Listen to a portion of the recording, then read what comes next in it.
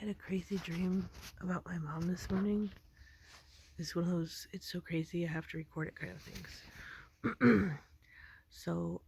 We were in a dry desert place, or she was, and the dream started off like a documentary where they were going to record, um, while they were recording some documentation. They said we're on the longest, straightest road um, discovered in ancient times. And they had something that they put on the ground and walk along behind, almost like shoot, I can't think of the name of the machine, but where they like it does sounding underneath the ground, and it does readings underneath the ground while you walk along with it.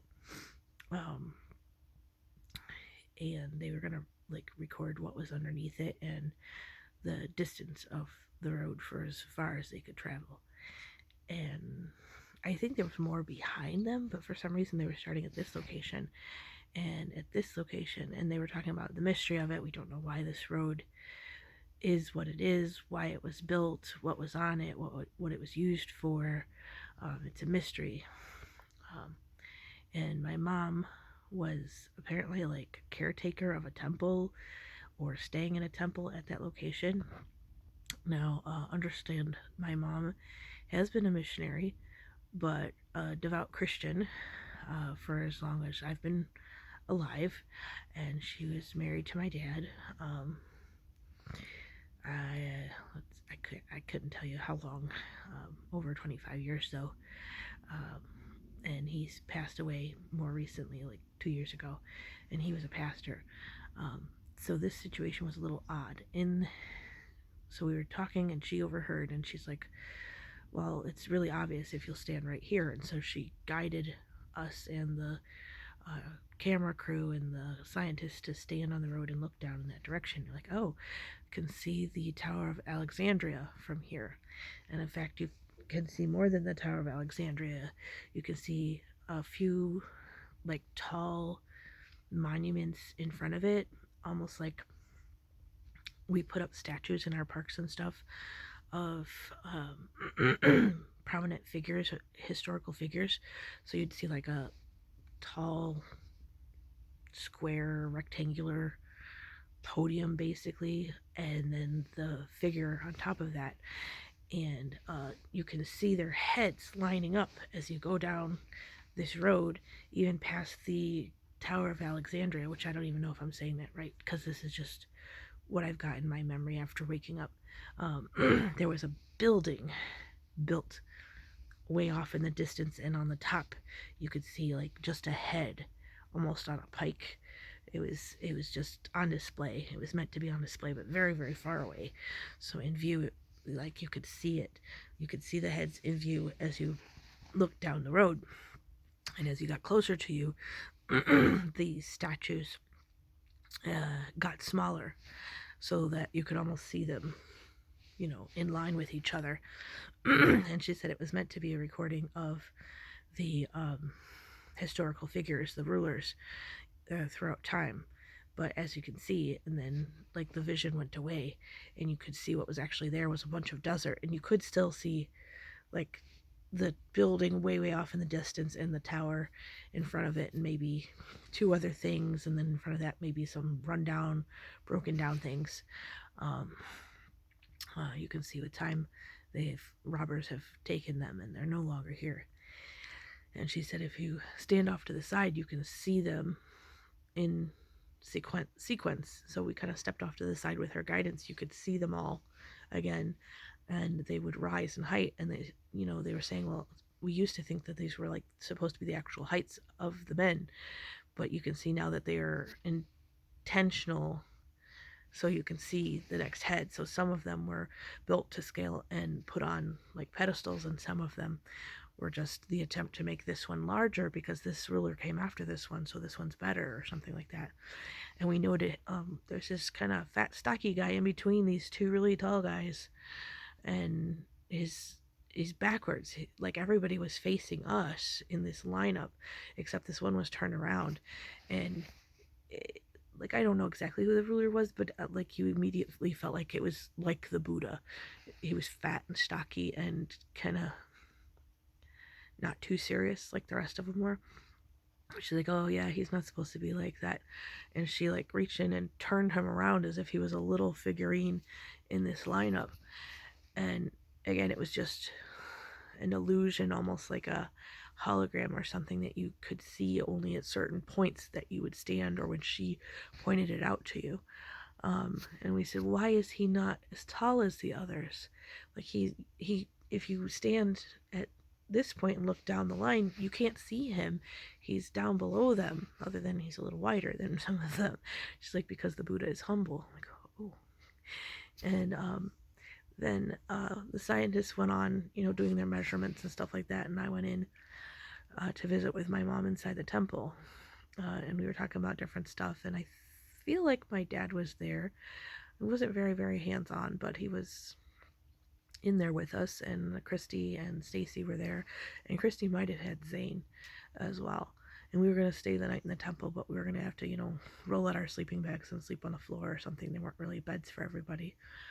And she was winding down for the night, and she introduced us to her little hawk. She had a little hawk friend, and I mean, it looked like a peregrine hawk or something. It was a very small one. It's like from its head to its tail, not like bigger than my face. So it wasn't like a full size hawk. It was almost like a toy or yeah, I guess I'd have to say like a smaller figurine or a toy hawk, and but it looked and acted like a real bird. And she's saying you could play with it a little bit, but it's not really, a toy. Be careful with it. I think it couldn't really fly. It had something you could attach to it that were wings that would open up when it wanted to fly, and that would help it soar. Like it could jump and flick forward and soar a little bit, but not actually fly. But the little attachment was made with real feathers. It was very intricate and detailed and kind of cool. Weird thing about this hawk figurine was that it would eat coins, and you're supposed to feed it coins. Like that was part of the lore of it, and it would bring you good luck or summon something or something like that. And so you could feed it all kinds of coins. You put as many coins in front of it as you wanted, and it would try to eat all of them. And then she said, and then he'll come back and he'll vomit them up. And so she'd like tickle his belly and he'd throw up the coins, real attractive. But that was part of the toy for some reason. I think it was a living being though, because before we laid down for the night, I'd been playing with it a little bit and fed it some more coins. Almost like a kid thinking it needs the coins to eat to be alive, except that, it's just like eating rocks for a bird. It's not going to digest that. You're going to have to throw that back up. But anyway, we were looking around, and she had this kind of neat little section in the middle that was a sink and a small induction burner and everything, but it was, clearly Asian and very compact. I'm really afraid I'm going to run out of record time here. And we were like opening cabinets and windows, and one of them you opened up, and it was somebody's car or apartment. Their glass was right up against the window that you would open up, so you thought it was the glass of the building, but the building didn't have glass windows. And there was a lady trying to sleep there, like whoops, and closed it, and that woke her up. And while we were walking around and discussing stuff, like this place was like, you brought very little, you kept very little. It had to be able to go into the certain nooks and crannies to be hidden for when the pilgrims would come through, and just be a kind of a clean space for people to come in and worship in. And I forget what question it was we asked, but Mom responded with, well, it means this. And she went over to this image shrine on the wall. Like, I can't remember whether it was a painting or a relief sculpture or an actual sculpture, and it was of a deity in a particular pose with symbols around it in a big circle. And she started doing like this dance and these moves to it and making symbols with her hands and stuff, like really weird symbols. And she'd call out something and make a symbol, and then make another pose and make another symbol and say these words with it. And like this made my dad's skin, he was just crawling out of his skin when she was doing this. But she said, well, it's clearly this meaning because this is the symbol for this and this is the symbol for this and stuff like that. And I thought, oh, that's kind of cool. And so I came over next to her to try to do what she was doing so I could learn better. And when you did that, the hologram on the wall opened up and you could see the figurine as if they were a live person. And like she referred to him as the teacher, and the hologram would move like a holographic video, and he would say, do this to make the symbol for, whatever word it was. And she's like, that's just one of the lessons. There's other lessons he'll teach you. I'm like, this is crazy. This is really, really cool. But that's all I can remember. I had to wake up, and Dad didn't really stop us from doing it, which was weird because normally he'd immediately put a stop to it. So I can't really tell what was happening, whether Mom maybe had gone to be a missionary, and like this place might have been like Cambodia. It was definitely like a Hindu religion. Um, and she kind of picked up a lot of their stuff while she was there. I'm not sure. I'm not sure what it was, but it was super weird. And so I wanted to record it. That's it.